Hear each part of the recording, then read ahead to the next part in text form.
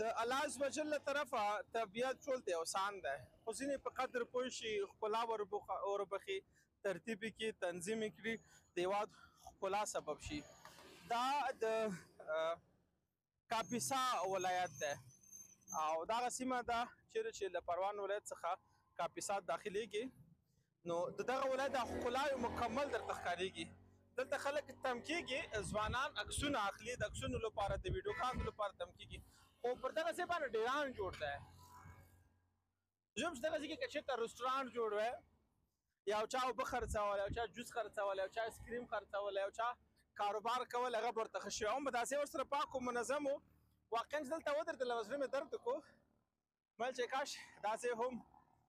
لکه نور اروپا استرالیا امریکا نور نړۍ د خپل سیاحي ځایونه ښکلا ورپسې کار ورباندې کوي او د عاید منبع ترې جوړوي که داسې نه هم عاید منبع جوړ شي الله عز وجل موږ ته ډېر ښایسته طبیعت راکړی دی ډېر ښایسته افغانستان راکړی دی مادونه راکړي دي سرسبزه ځایونه راکړي دي او ښایسته داسې منظرې راکړي دي نو د دغه ځایونو ساتنه وکړئ دغه ځایونو ته رسیدګي وکړئ دغه ځایونو پوښتنه وکړئ ښکلي کړئ ښکلا وربخئ ګنده کوئ مه مرداروئ مه